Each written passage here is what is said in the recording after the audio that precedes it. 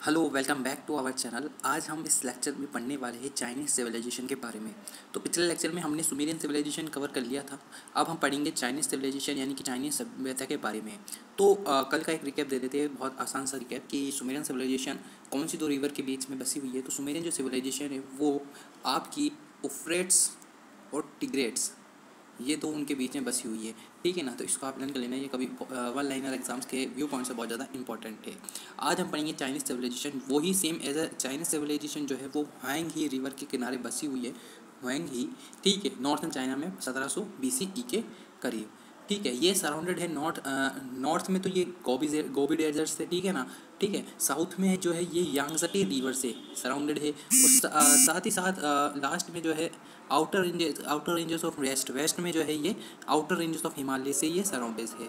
ठीक है, इस तरीके से इसके बारे में हमने देख लिया। However the river change its course often posing great damage and destruction to the settlements of its bank. तो इसी तरीके से ये जो रिवर है ये जो है आपके जो चाइनीज सिविलाइजेशन है उसको बहुत ज़्यादा इफेक्ट भी करती है और डिस्ट्रक्शन यहाँ पर आता है, कोई डैमेज यहाँ पर आता है, इसीलिए इसको सोर ऑफ चाइना भी बोला जाता है। सोर ऑफ चाइना। आर्कोलॉजिकल एविडेंस हमको जो मिले हैं वो ये बताते हैं कुछ ऐसी पुरानी चाइनीज किंगडम के बारे में। कुछ इंपॉर्टेंट है 5 चाइनीज किंगडम्स आपके 1700 BCE से लेकर 885 CE तक।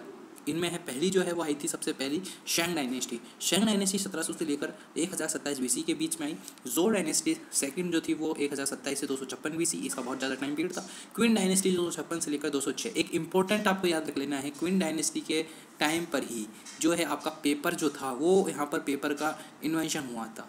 ठीक है, इसी के बाद हैंग डायनेस्टी, फिर टैंग डायनेस्टी और इस तरीके से आपके यहाँ पर चाइनीज़ किंगडम कंप्लीट हो जाते हैं। चाइनीज़ किंगडम में इंपॉर्टेंट है कि describe the society of a Chinese civilisation. तो चाइनीज़ सिविलाइजेशन के जब जो है जैसे कि आपने हड़प्पन सिविलाइजेशन में सोसाइटी देखी, उसी तरीके से चाइनीज़ सिविलाइजेशन की जो सोसाइटी वो 2 क्लास की डिवाइड थी। उसमें जो था वो पहले थे नोबल्स। आपके नोबल जो हुआ करते थे वो वॉरियर्स हुआ करते थे, यानी कि योद्धा हुआ करते थे, एक तरीके से योद्धा। और इनका काम था ये जो है इनके पास ये वेल डेवलप्ड हुआ करते थे, इनके पास खेत हुआ करते थे, इनके पास धन संपत्तियाँ हुआ करती थी। और दूसरे जो हुआ करते थे वो हुआ करते थे पीजेंट्स। ठीक है, और जो पीजेंट हुआ करते थे यानी कि जो किसान हुआ करते थे वो नोबल्स की खेतों पे खेती किया करते थे और अपना गुजारा किया करते थे। साथ ही साथ इनकी चाइनीज सोसाइटी में एक क्लोज नेट फैमिली यहाँ पर रहती थी। ठीक है, मैन और वीमेन के बीच के जो वर्क था वो डिवाइडेड था कि मैन का जो काम होगा वो ये होगा और वीमेन का जो काम होगा वो ये होगा। मैन का ज़्यादातर काम होगा वो फील्ड्स में होगा, यानी कि वो खेतों में काम करेंगे। वीमेन जो होगी वो अपने चिल्ड्रन के यानी कि अपने बच्चों की देखभाल करेगी, घर संभालेगी। इस तरीके से यहाँ पर वीमेन को थोड़ा सा लोअर पोजीशन दी गई है कि वीमेन आउटसाइड आपके घर से बाहर यहाँ पर काम ज़्यादा उसको जो है वो नहीं दी गई है। इसी तरीके से इन्होंने मेकिंग ऑफ सिल्क का भी इंपॉर्टेंट यहाँ पर वर्क था। ठीक है ना, जैसे कि आपको सिल्क रूट यहाँ पर मिले हैं। आपने जब पढ़ोगे कि भारत के कितने सिल्क रूट इंपॉर्टेंट है तो उसमें आप ये देखोगे। ऑक्यूपेशन मैंने आपको बताया, ऑक्यूपेशन आपका एग्रीकल्चर था, मेन ऑक्यूपेशन है। इरीगेशन किस तरीके से भाई, अगर आपकी खेती बाड़ी होगी तो आप उसको एग्रीकल्चर होगी तो आप उसको इरीगेशन आपके लिए इंपॉर्टेंट होगा। क्या इनके लिए इरीगेशन का स्रोत क्या था। तो 500 BCE में जो थी अराउंड इरीगेशन प्रैक्टिस हुई कैनाल्स के थ्रू, यानी कि इन्होंने नहर बनाया। देखो इतने ज़्यादा ये डेवलप थे कि आज से लगभग 2500 साल पहले, आज से लगभग 2700 साल पहले ये जो थे कैनाल्स बना रहे थे। ठीक है ना, कैनाल्स का यहाँ पर निर्माण होने लगे जो कि डायरेक्ट फील्ड से कनेक्ट हुआ करती थी। इस तरीके से ये कैनाल ही नहर हुई और यहाँ पर आगे फील्ड हुए। तो ये किस तरीके से नालियाँ बनाया करते थे, सीवेज बनाया करते थे कि वो पानी जो है वो कैनाल को डायरेक्ट कनेक्ट कर दिया जाता था। और साथ ही साथ जो था वो 3 तरीके की खेती हुआ करती थी, राइस, मिलेट्स, वीट, ये ज़्यादातर ये उगाया करते थे।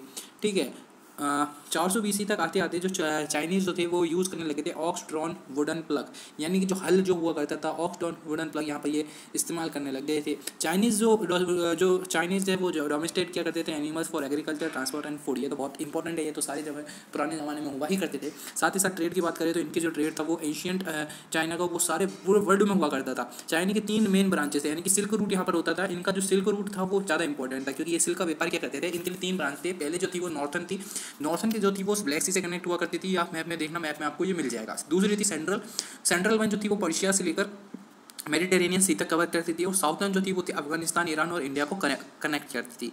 चाइना सोल्ड करते थे सिल्क, सैरामिक, फर, जेड, ब्रॉन्ज ऑब्जेक्ट्स, ठीक है ना, तांबे के यहाँ पर धातु यहाँ पर इस्तेमाल किया करते थे, paper, iron to the other countries while it bought gold, ivory, precious stones and glass from them. Metal coins were used as currency for trade. ठीक है ना, तो किस तरीके से यहाँ पर मेटल कॉइन्स का भी इस्तेमाल होने लग गया था। बार्टर सिस्टम यहाँ पर नहीं हुआ था, बार्टर मेटल कॉइन्स यहाँ पर आ गए थे।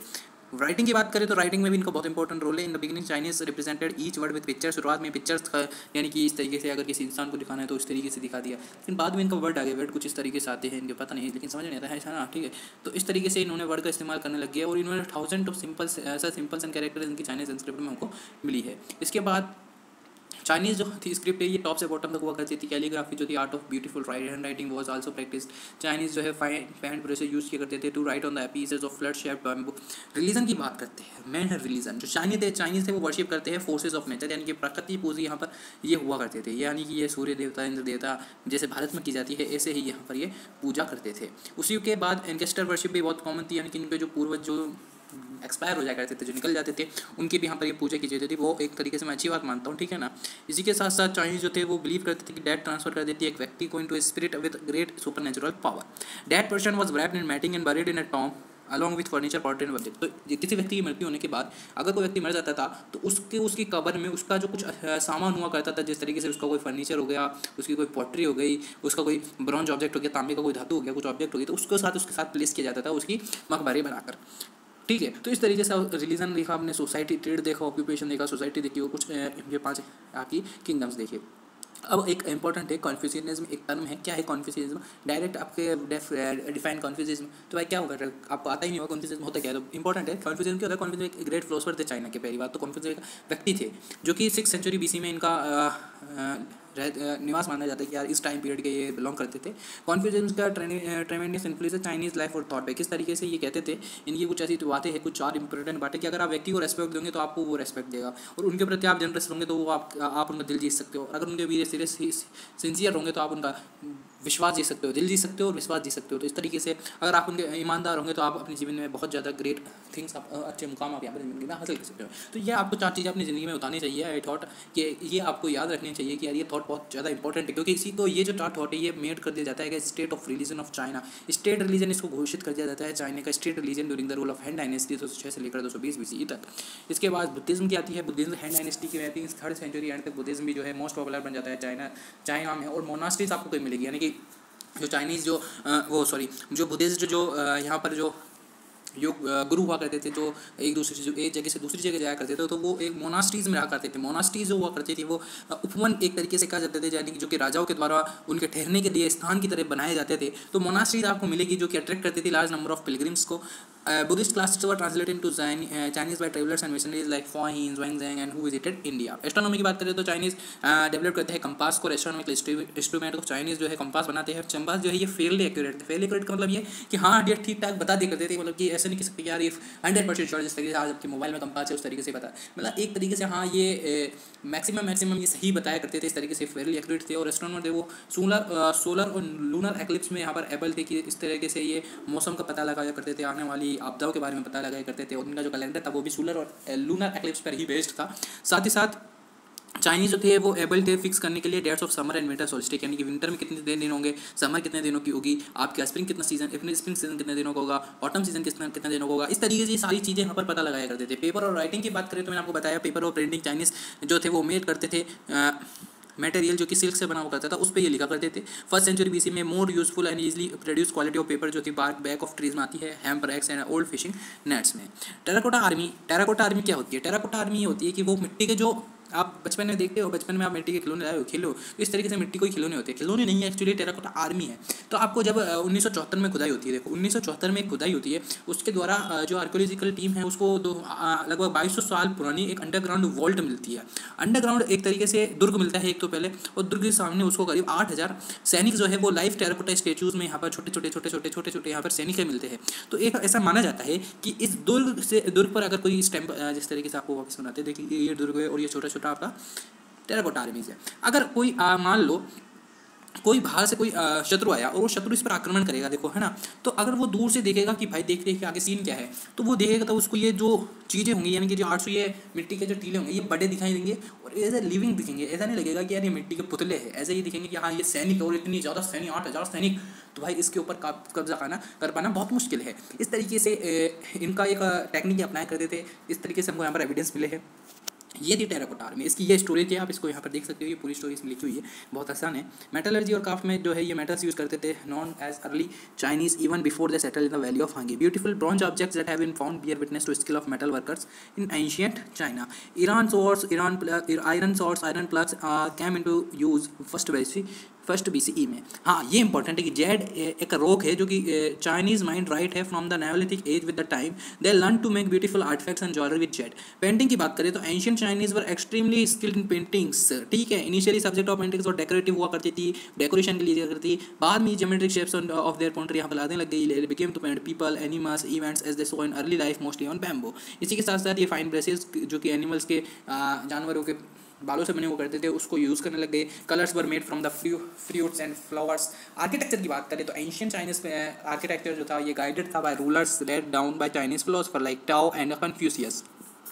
इंपॉर्टेंट फीचर चाइनीज आर्किटेक्चर का वाज पैगोडा। पैगोडा जो है वो बिल्ड किया जाता है बुद्धिस्ट के द्वारा to keep sacred relics. The famous eight shaped Liao pagoda at Dingzhou is one of the tallest pagoda in the world. Tallest pagoda कौन सा है, इंपॉर्टेंट है डिंगजू, ठीक है। The best example of Chinese architecture is Great Wall of China, ठीक है, जो कि 200 BC में बनी हुई थी। ये स्ट्रेच करती है 8,850 kilometre from east to west. Various rulers extend करते हैं वॉल को, but it became the great wall only when European emperor Qin Shi Huang join the walls together to find the of invasion from Huns attack लिए जब ये बताते हैं। Pottery की बात करें तो ये Chinese excel in making a delicate pottery called porcelain. It was made from kaolin, a special kind of clay. Porcelain जो था वो मेड होता था यानी कि भट्टियों से क्ले को यहाँ पर जलाकर उनको सेक कर और हाई टेम्परेचर में सेक कर and glazing with colouring materials. Chinese जो वो करते थे art of porcelain making of such a high degree of beauty and perfection that around the world porcelain objects are still called China। चीनी के जो बर्तन होते हैं ना, सेम वो स्टोरी है यार कि चीनी के बर्तन जो हुआ करते थे वो आज भी भारत में भी चलते हैं। देखो आपके घर में देख लेना आप, सीधा एग्जाम्पल है। ड्रैगन का इंपॉर्टेंस, वही ड्रैगन आपने देखा होगा, चाइना को कई बार जो भारतीय जो इंडियन जो मीडिया है वो ड्रैगन नाम से बोलती है यार ड्रैगन नहीं किया ड्रैगन। तो ड्रैगन क्या है, ड्रैगन का सिंबल क्या है, चाइना को ड्रैगन के रूप में क्यों कहा जाता है। तो प्राचीन टाइम से ड्रैगन एक इमेजिनरी क्रीचर है जो कि इंपॉर्टेंट पार्ट है चाइनीज कल्चर का। ये सब माना जाता है कि believe to be the son of heaven, that the dragon जो है वो सन ऑफ हेवन है, हेवन का सन है। For a long time was the symbol of the emperor, इसको राजा का भी प्रतीक माना जाता है। साथ ही साथ so important was the dragon to Chinese culture that it appeared on Chinese national flag till 1912 से लेकर आज तक चाइना के फ्लैग पर लगा हुआ है। साथ ही साथ even today when Chinese celebrated the new year people fly kites in the shape of dragon. तो इस तरीके से इंपॉर्टेंस है यहाँ पर ड्रैगन की बहुत ज़्यादा। अब बढ़ते हैं इसके डेकलाइन के बारे में, लास्ट एंड नॉट लीस्ट, ठीक है। डेकलाइन किस तरीके से हुई, तो जैसे कि आपने इंडियन सिविलाइजेशन पढ़ा है ना, आपने इंडिया की जिस तरीके से सिविलाइजेशन पढ़ी उसमें ऐसा माना जाता है कि यार कोई आपदाई होगी, ठीक है, या फिर कोई ह्यूमन कोई कॉजेज हुआ होगा तो उसका रीज़न नहीं पता। इसी तरीके से एंशियंट जो सिविलाइजेशन है चाइनीज सिविलाइजेशन, इसका भी कोई पीरियड ऑफ डेक्लाइन का जो टाइम पीरियड है वो फिक्स नहीं है। Not did it come to be sudden end, यानी कि ऐसा नहीं है कि एकदम से ये डेक्लाइन हो गई, पता ही नहीं चला ये चाइनीज सभ्यता कहाँ गई, एक तरीके से तूफान आया और इसको लेकर डूब गया, इसके अंदर जो है मिट्टी समा गई, इस तरीके से ऐसा कुछ नहीं हुआ है, ठीक है। सेवरल डायनेस्टीज रूल करती है चाइना को एंशियंट पीरियड में ही, right until the establishment of Republic of China, ठीक है ना। अब तक जब रिपब्लिक ऑफ चाइना आ जाती है तब तक ये एस्टेब्लिश करती है put to end of dynastic rule in 1949 तक यहाँ पर डायनेस्टीज रूल किया करती थी। जब 1949 में यहाँ पर रिपब्लिक ऑफ चाइना आ जाती है, ठीक है, तो वो रिप्लेस कर देती है डायनेस्टिक रूल को एज एन डेमोक्रेटिक और मोनार्किकल डेमोक्रेटिक। आप देख सकते हो कि जब आप देखोगे 1949 से लेकर आज तक रिपब्लिक एक ही पार्टी भैया, एक ही पार्टी है। तो आप डेमोक्रेसी में, आप पॉलिटिकल में आप देखोगे किस तरीके से अगर एक ही पार्टी की रूल करेगी तो वहाँ के लोगों पर किस तरीके से अत्याचार होंगे। तो वो बात का लेटर है, वो आपका पॉलिटिकल का चैप्टर है, उसको पॉलिटिकल में पढ़ोगे। Thus while internal conflicts led to the fall of one dynasty and the rise of another, the basic feature of the ancient civilization never really collapsed in China. Many features and tradition of the ancient civilization continue interpreted in China until today. इस तरीके से आपकी Chinese civilisation हो जाती है complete. ये lecture था आपका, यहाँ तक पूरा मैंने आपको पढ़ाया चाइनीज सिविलाइजेशन के बारे में, society, occupation, trade, lighting, religion, Confucius एक व्यक्ति थे जिनके सिद्धांत थे, Buddhism, astronomy, paper writing, terracotta army, metallurgy and craft, painting, architecture, pottery, साथ ही साथ इंपॉर्टेंस ऑफ ड्रैगन और इसके साथ लास्ट में इसका डेकलाइन। तो होप आपको लेक्चर पसंद आया होगा, क्योंकि ये जो लेक्चर है आपका इंपॉर्टेंस मेरे हिसाब से आपका बीए में अगर आपको क्वेश्चन आते तो आप इसमें से लिख सकते हो। साथ ही साथ अगर अदर इंपॉर्टेंट आप कॉम्पिटेटिव एग्जाम्स की तैयारी करते हो तो उसमें भी ये बिल्कुल आपके काम आ सकता है। तो होप है आपको वीडियो पसंद आई होगी। अगर लेक्चर पसंद आया है तो वीडियो को लाइक करना, चैनल को सब्सक्राइब करना और अपने साथियों के साथ इसको जरूर शेयर करना। साथ ही साथ इसी तरीके से हमारा सपोर्ट बनाए रखें। आपका सपोर्ट ही हमारी ताकत है। थैंक यू, जज़ाकल्लाहु खैर।